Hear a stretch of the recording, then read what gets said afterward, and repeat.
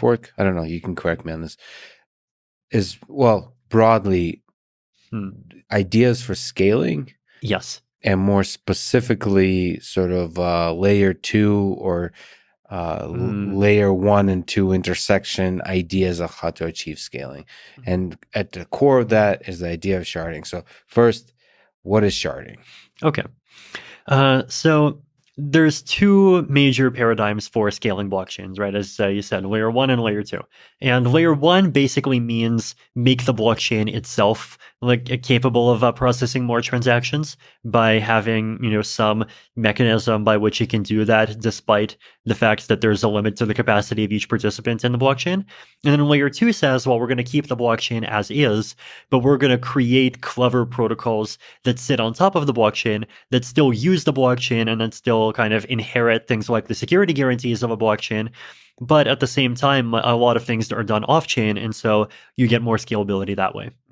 So in Ethereum, the most popular paradigm for layer 2 is rollups, and the most popular paradigm for layer 1 is sharding. So one way to achieve layer 1 scaling is to increase the block size. Yes. Hence the block size wars, quote unquote. And you actually tweeted something about people are saying that Vitalik changed his mind about he went from being a small blocker went from being big to small. Big to small. And but you said I've been a medium blocker all along. So maybe you can also comment on the very basic aspect before we even get to sharding of where you stand on this block size debate. Sure. So the way that I think about the trade-off is I think about it as a trade-off between making it easy to write to the blockchain and making it easy to read the blockchain. Right. So when I say read, I just mean, have a node and actually verify it and make sure that it's correct and all of those things. And then by write, I mean send transactions. So I think for decentralization, it's important for both of these tasks to be accessible. And I think that they're about equally important, right? If you have a chain that's too expensive to read, then everyone will just trust a few people to read for them. And then those people can change the rules without anyone else's permission. But if, on the other hand, it becomes really expensive to write, then everyone will move on to basically second layer systems that are incredibly centralized. And that takes away from, decentralization and self-sovereignty as well. So this has been my viewpoints pretty much the whole time, right? It's that you need this balance, and going in one direction or the other direction is very unhealthy.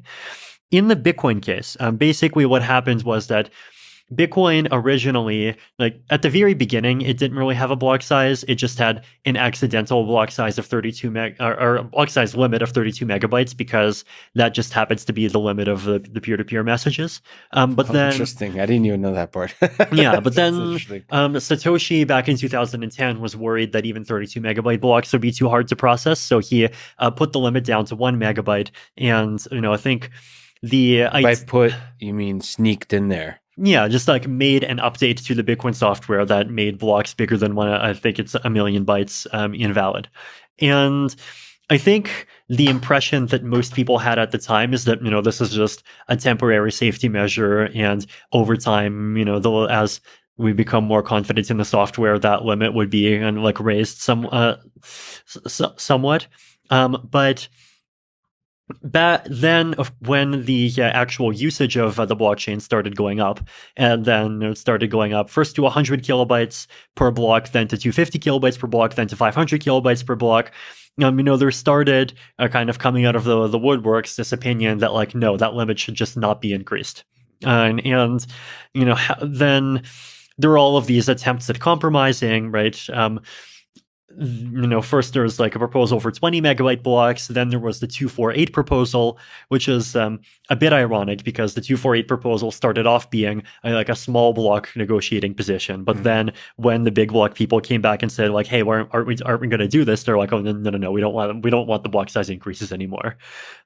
So there were these two different positions, right? The small blockers, I think they valued 1 megabyte blocks for two reasons. One is that they just really, really believe in the importance of being able to read the chain. But two is that a lot of them really believe in maintaining this norm of never hard forking, right? So the difference between a hard fork and a soft fork is basically that in a soft fork, blocks that were any block that's valid under the new rules was still valid under the old rules. So if you have a client that verifies according to the old rules, then you'll still be able to accept the chain that follows the new rules. Whereas with a hard fork, like you have to update your code in order to stay on the chain. Mm-hmm.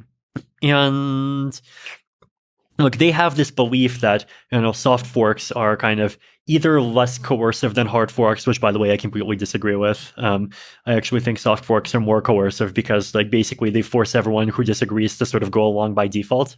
Or they have this opinion that there's like, it's more difficult to abuse soft forks to do really mean things or that like completely violate people's expectations, like increasing the supply, which is like, I think there is some truth to that. So because of, these reasons, they just say we're only going to do soft forks and we want to just not do any hard forks. And they eventually discovered this idea called segregated witness that allows for like a very tiny block size increase to like the equivalent of about 2 megabytes with a soft fork. It's just a really like weird and devious trick. Like basically what they do is they take the signatures of transactions and then they put them outside of the block, and then they add an extra rule that says that like for a block to be valid, the block has to come with a separate like basically extension block that contains all of the transaction signatures. Right. So, when you measure it according to the old rules, like, hey, it adds up to less than 1 million, but actually there's this extension block that the old protocol doesn't even know about. So it's a hack that seemed to work to in a small way extend the size of the block size. But so, small block side was like happy with these very low levels of block size, and then the big block side wanted to expand to, at the very least go to 4 megabytes, then, maybe 8, 20. There's disagreements within there as well. I definitely was favoring the big side the whole way through, as you can probably tell. But even though, so the argument against the big is that it makes things more centralized. Yes, because fewer people can run a node that verifies the chain, and also because any of these things would require a hard fork, and hard forks are inherently risky. Do you think there's truth to that? I'm pro hard fork. I think hard forks are actually like in a political economic sense, they're better than soft forks. Well, I think hard forks is the right way to make changes because then everybody's forced to make a decision.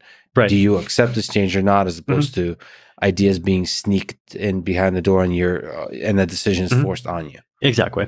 Yeah. Okay. So, but hard fork, some people say, this is when they talk about sort of Ethereum, is there's some aspect to a hard fork where you're trying to upgrade airplane while it's flying. And I think soft forks are also upgrading an airplane while it's flying. But it's a smaller upgrades. That's there's some truth to that. There's definitely a bit more risk of like a split as a result of a hard fork than as a result of a soft fork. And the split is highly undesirable, right? Well, it depends. Like if it's a split because of a bug, then that's horrible. If it's a split as a result of political differences, then I think like a split is better than, one side being forced to basically just like suck it up and accept the majority position, even if it really hates it. Well, there's also political connections throughout the history of the United States. It's like sometimes groups of people that strongly disagree with each other should be forced to work it out, even when a split seems like an easy thing in the short term. It depends. And I think for blockchains in particular, the costs of people being able to like peacefully go off and do their own thing are much lower, right? Like, okay, if you have a country and you have two groups, then like often enough, like fighting out the new rules requires, a civil war, requires everyone to move and so forth. But no, on a blockchain, like, the costs are lower. And so. So if you were to look at the way things worked out with the block size wars and there was a split, what is it, Bitcoin Cash and Bitcoin. Would you, putting on your historian hat, you mentioned offline, you like Dan Carlin. So if Dan Carlin were to do an episode on the on the block size wars, do you think it could have turned out better, or do you are you okay with the way it turned out? I'm definitely disappointed with what happened with the big block side. I think the source of my disappointment is that, like, one of the things that you notice when just looking at like these political disagreements generally, especially when you have environments where they're authoritarian or like single party dominated, and then there's some opposition party, and the opposition often has like very legitimate grievances, but at the same time, the thing you notice is that often enough the opposition just sucks, right? Like it just doesn't have political capacity. It doesn't have like the ability to come up with policy, because its entire culture is like designed around resisting much more, and then it's designed around like actually debating serious policy trade-offs.